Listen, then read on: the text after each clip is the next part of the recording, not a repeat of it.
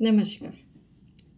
અત્યાર સુધીમાં તમને એ તો એક ક્લેરિટી આવી ગઈ છે કે લો ઓફ એટ્રેક્શનનો સૌથી મૂળભૂત જે લો છે એ શું છે કે આપણો જે ફોકસ હશે ત્યાં આપણી એનર્જી જશે અને જ્યાં આપણી એનર્જી જઈ રહી છે એ વસ્તુ આપણને મળવાની છે, નિશ્ચિત છે. તો હવે આજથી તમારે એક મોટું કામ કરવાનું છે કે તમારે તમારો ફોકસ દિવસભર ક્યાં જાય છે એ ચેક રાખવાનો છે.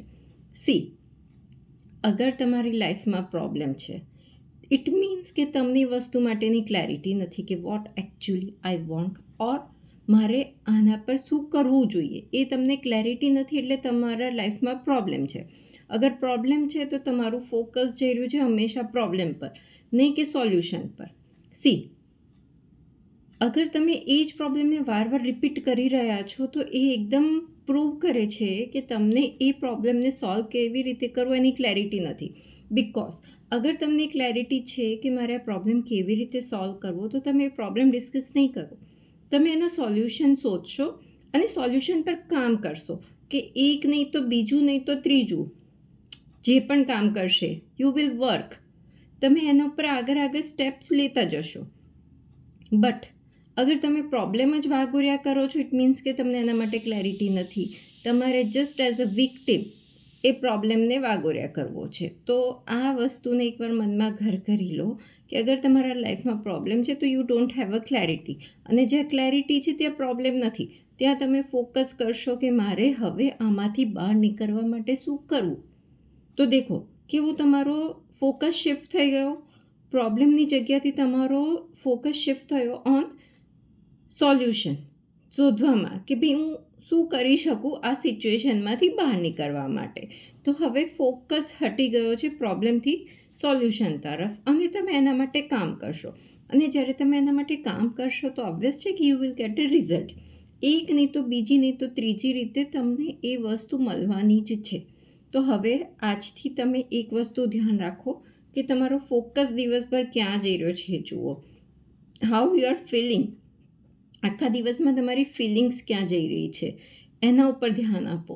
જેટલું તમે સારું ફીલ કરશો, જેટલું અંદરથી હેપી ફીલ કરશો, જેટલું અંદરથી સેટિસ્ફાઈડ ફીલ કરશો, એટલી જ તમારી એનર્જી, તમારું વાઇબ્રેશન્સ સારા લેવલ પર જશે. અને વી નો કે આપણા બધાના વાઇબ્રેશન્સ એક ફ્રીક્વન્સી પર વાઇબ્રેટ કરતા હોય છે. તો જ્યારે એ ફ્રીક્વન્સી મેચ થશે તો definitely you will get the result which you want.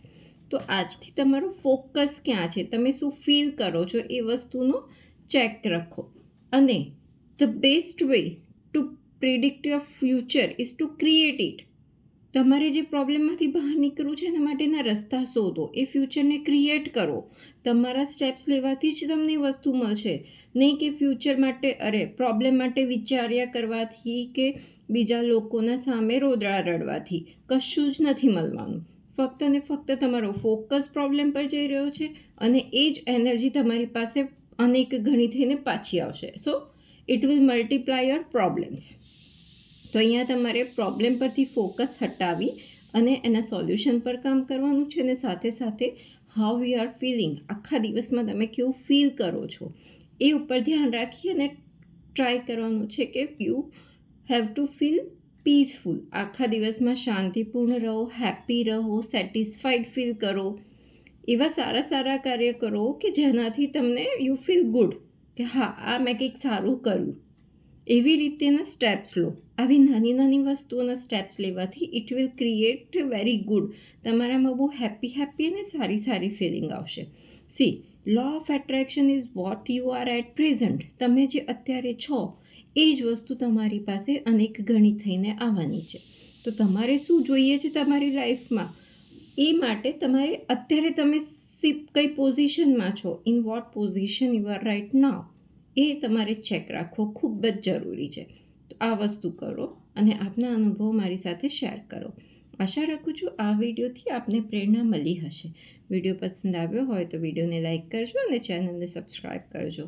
મને સાંભળવા બદલ અને આપનો કિંમતી સમય આપવા બદલ આપનો ખૂબ આભાર. ફરી મળીશું નેક્સ્ટ વિડીયોમાં.